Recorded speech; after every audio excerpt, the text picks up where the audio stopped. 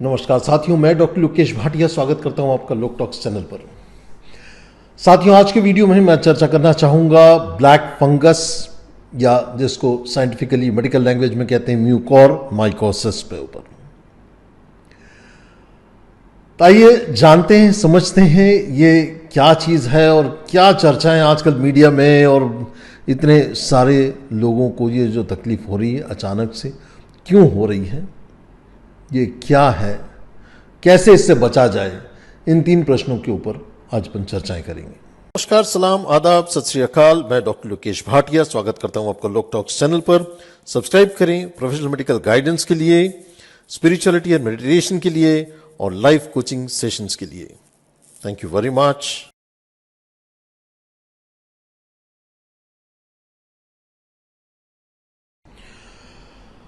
तो साथियों, ये जो म्यूकोरमाइकोसिस या ब्लैक फंगस जिसको आम भाषा में कहा जाता है, ये बहुत ज़्यादा होने लगा है हिंदुस्तान में। और मतलब पहले का अगर इसका इंसिडेंस देखा समझा जाए तो ये कुछ साल में एक आध बार हर सर्जन इसके लिए ऑपरेट किया करता था। लेकिन अब ये जो सेकेंड वेव ऑफ कोरोना की हमने झेली है, इसमें लगभग ये इतना ज़्यादा कॉमन हो गया है कि जो सर्जन साल में 1 या 2 बार वो केसेस किया करता था, आज की तारीख में ऑलमोस्ट 2 केसेस हर दिन कर रहा है। तो आप अंदाज़ा लगा सकते हैं कि अचानक से किसी बाढ़ सी इन केसेस की आ गई है। हम कोरोना से तो अब निपट पा रहे हैं, लेकिन अब जो नंबर ऑफ डेथ्स हो रही हैं, अब जो मौतें हो रही हैं, वो हो रही है म्यूकोरमाइकोसिस या ब्लैक फंगस के कारण। तो ये बड़ा महत्वपूर्ण विषय है मित्रों, और इसके बारे में हमको जानना समझना भी बेहद ज़रूरी है। और डॉक्टर्स की राय में क्या गड़बड़ हो रही है, क्या होना चाहिए, ये इसके बारे में भी अपन चर्चा करते हैं। तो साथियों, पहला या सबसे ज़्यादा जो एट रिस्क जो लोग हैं उनके बारे में पहले अपन चर्चा करते हैं। डायबिटीज़ नंबर 1 कारण उभर करके आ रहा है कि इनवेरिएबली जितने भी लोगों को हो रहा है उन्हें डायबिटीज़ या स्टेरॉयड इंड्यूस्ड डायबिटीज़ होने लगी है। और जब ब्लड शुगर कंट्रोल में नहीं रहती है, इम्यूनिटी और ज़्यादा कॉम्प्रोमाइज़ होती है और उसके कारण ये ब्लैक फंगस की तकलीफ़ें बढ़ने और फैलने लगी हैं, इंसिडेंस उस कारण बढ़ने लगा है। तो मित्रों, ये जो ब्लैक फंगस वाली जो तकलीफ है, उसका दूसरा कारण भी अपने को समझना चाहिए। दूसरा कारण है स्टेरॉइड्स का उपयोग, ज़रूरत से ज़्यादा दिनों तक होना, ज़रूरत से ज़्यादा डोसेजेस के लिए का होना और जल्दी स्टार्ट किया जाना। स्टेरॉइड्स अगर हम आमतौर पे अगर साइटोकाइन स्टॉर्म एक्सपेक्ट कर रहे हैं, अगर हम डीसेचुरेशन नहीं हुआ है पेशेंट को और उसके बाद भी हमने प्रिवेंटिव तरीके से स्टेरॉइड चालू कर दिया, तो ये लंबे समय तक देना पड़ सकता है। और ऐसी सूरत में आपने जब देना चाहिए था उसके बजाय काफ़ी पहले चालू कर दिया है, तब भी ये हो सकता है। तब क्यों ये ब्लैक फंगस हो क्यों रहा है? Black fungus highly immunity compromised patients में होता है। और जैसा कि हम जानते हैं, डायबिटीज़ का पेशेंट अपने आप में बहुत इम्यून कॉम्प्रोमाइज की तरफ चलता है, की तरफ होता है। तो एक कारण हो गया स्टेरॉइड्स, दूसरा कारण हो गया मिसमैनेजमेंट ऑफ ब्लड शुगर, तीसरा कारण है मास्क का लंबे समय तक इस्तेमाल किया जाना। अक्सर हम एक कुछ महंगा सा मास्क खरीद लेते हैं और कपड़े का मास्क हुआ या उसको हम रेगुलरली धोते नहीं हैं, उसको फ्रिक्वेंटली बदलते नहीं हैं। तो समझदारी इसमें है। अच्छा, मास्क में क्यों हो रहा है ये भी अपन समझते हैं। जब अपन मास्क लगा रहे हैं तो पहले भी कई वीडियोस में चर्चा कर चुका हूँ, इस प्रकार से मास्क लगाना है, इस प्रकार से नोज पे जो एल्यूमिनियम क्लिप होती है उसको दबा करके उसकी कंटूरिंग को प्रॉपर अटेन करना है। फिर एक और इस तरीके का डबल मास्क लगाना है। ठीक है, अब ये डबल मास्क हम लगा तो रहे हैं, लेकिन अगर यही मास्क का इस्तेमाल फ्रिक्वेंटली किया जा रहा है, डेली किया जा रहा है, तो एक समय आ सकता है कि इसमें जो लगा हुआ फंगस है ये हमारे अंदर नाक में, मुंह में चला जाए।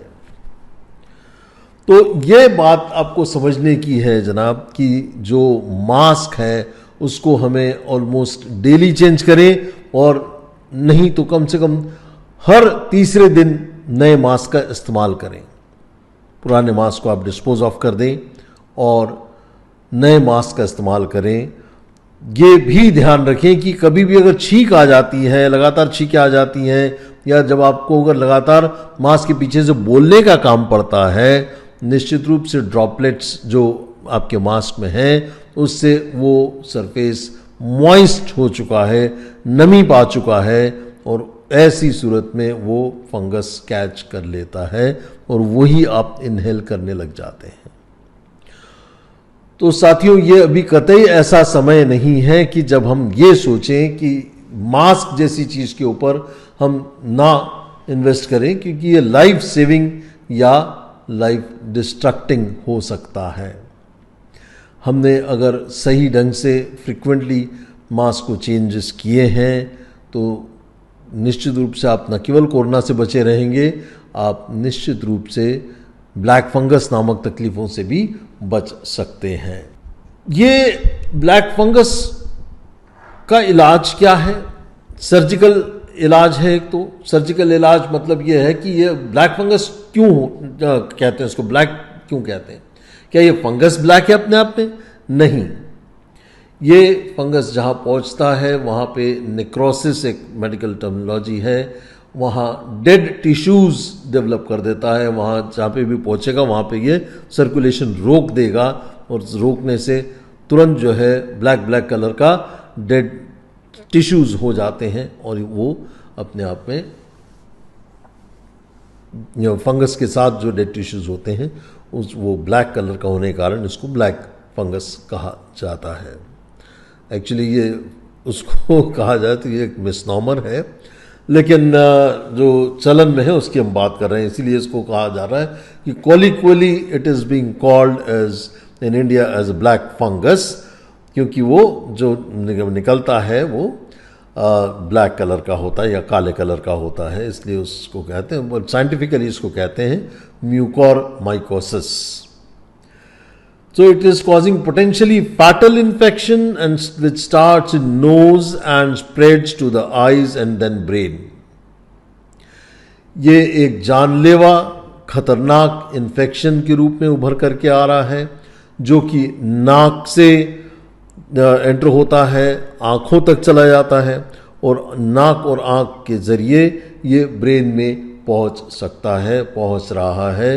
और हाल ही में मैंने एक मेरे वरिष्ठ मित्रगण, पारिवारिक मित्र, मेरे बहुत करीबी मित्रों में से जिनको मैंने अभी हाल ही में खोया है, और कोरोना से तो उन्होंने अपनी जंग जीत ली थी, निगेटिव भी हो चुके थे, काफ़ी कुछ उनको आराम पड़ चुका था। डिस्चार्ज होने से पहले हॉस्पिटल से अचानक से उनको थोड़ा सा सुनाई देने में कमी महसूस हुई, आँखों से देखने में थोड़ी सी ब्लरिंग ऑफ विजन हुई। ये सब होने के चलते हुए उन्होंने जब MRI कराया तो पता चला कि ये फंगस की परेशानी से अब हम जूझ रहे हैं। और फंगस के लिए जब ऑपरेशन हुआ 2-3 दिन तक मामला सब ठीक रहा, और जस्ट तीसरे या चौथे दिन की बात है कि जब उनको ब्रेन स्ट्रोक हो गया। तो ये जिस तरीके से ब्रेन में फैलता है ये परेशानियां सबब बनता है, और ब्लड सर्कुलेशन को डैमेज करते हुए ब्रेन स्ट्रोक उनको हो गया और उन्होंने देह त्याग दिया। तो साथियों, ऐसी गंभीर समस्या जो है ये चल रही है, इसके बारे में आपको निश्चित रूप से जानकारी होना चाहिए। मैं समराइज करता हूं मैंने जो अभी तक कहा है। स्टेरॉइड्स को ज़्यादा डोसेज में आवश्यकता नहीं है। ये मैं कोई स्पेसिफिक आपको डोसेज अभी यहाँ पे रिकमेंड करना मेरा उचित नहीं होगा। जो भी आपके डॉक्टर हैं वो तय करें आपका डोज।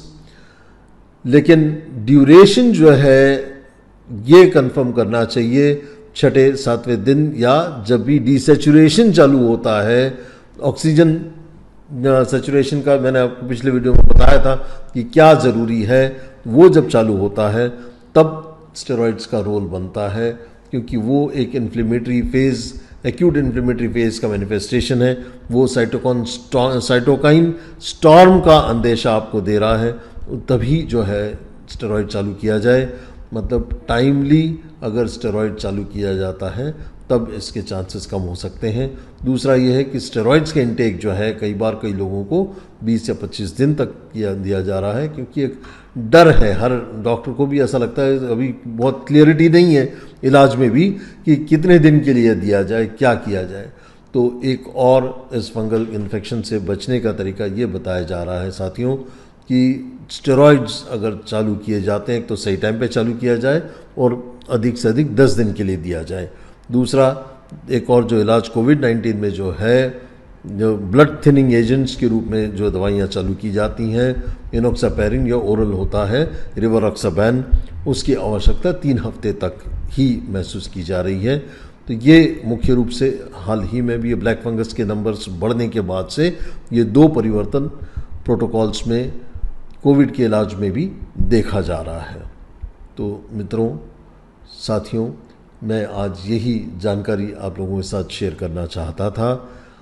और मास्क का अपना ध्यान दीजिए, स्टेरॉइड्स का अपना ध्यान दीजिए, ब्लड शुगर मैनेजमेंट का ध्यान दीजिए और हाइजीन का, अपना पर्सनल हाइजीन का ध्यान दीजिए। कोई भी कपड़ा, कोई भी रुमाल या कोई भी ऐसी चीज़ जो आप नाक या मुंह के ऊपर लगाते हो वो मॉइस्ट ना हो। किसी भी तरह का टॉवल, नैपकिन जो आप यूज़ कर रहे हो वो डेली नए यूज़ करने की आदत डालिए। प्रयास कीजिए कि कोई भी फंगल या अपनी कोई भी ऐसी हाइजीनिक आदतों के कारण आप नई परेशानियों में ना फंसें। फंगस सब जगह होता है साथियों। आपके शरीर की इम्यूनिटी जैसे ही ड्रॉप डाउन होगी और एक बियॉन्ड अ पॉइंट आपके शरीर की लड़ने की, बीमारियों से लड़ने की क्षमता जब कॉम्प्रोमाइज़ होने लग जाएगी, तब ये फंगल इन्फेक्शंस तकलीफ़ देते हैं। इससे पहले भी जब HIV के नंबर्स बढ़ रहे थे, HIV के मरीज़ों के नंबर्स बढ़ रहे थे, तब भी ये तकलीफ़ देने लगा था। और अब ये फिर से ये कोविड-19 के इलाज के बाद ये लोग कई अब कोविड-19 से तो बच जा रहे हैं, लेकिन ये ब्लैक फंगस नामक जो बीमारी अब एकदम से नंबर्स बढ़ते जा रहे हैं, उससे काफ़ी ज़्यादा तकलीफ़ें बढ़ रही हैं। तो मित्रों, निवेदन है कि इन सब चीज़ों के बारे में जानकारियाँ रखिए और थोड़ा सा सजग रहिए, सब चीज़ों पे ध्यान दीजिए। मुख्य रूप से अभी के वर्तमान समय में, जबकि मेडिकल इंफ्रास्ट्रक्चर जो है जिस भी देश में है, वहाँ इतना ज़्यादा स्ट्रेनुअस उनके लिए हो चुका है, क्योंकि इतने ज़्यादा मरीज़ देखे जाने हैं, ऑपरेट किए जाने हैं, मैनेज किए जाने हैं। तो ये आपने अगर अपनी जानकारियों में रख करके और अपना खुद का ध्यान रखना सीख लिया तो बहुत कुछ मदद आप उन सबको दे पाएंगे। बहुत बहुत धन्यवाद मित्रों। उम्मीद करता हूँ कि मैं आपकी जानकारियों में इजाफ़ा कर पाया हूँ। प्रयास करूँगा और भी नए इसी प्रकार के टॉपिक्स पे। आप भी अगर किसी टॉपिक के ऊपर जानना चाहते हैं, शेयर कीजिएगा। मैं प्रयास करूँगा आपको निश्चित रूप से अपडेट करने की। बहुत बहुत धन्यवाद। नमस्कार। स्वस्थ रहें, मस्त रहें, खुश रहें, खिलखिलाते रहें। बहुत बहुत धन्यवाद।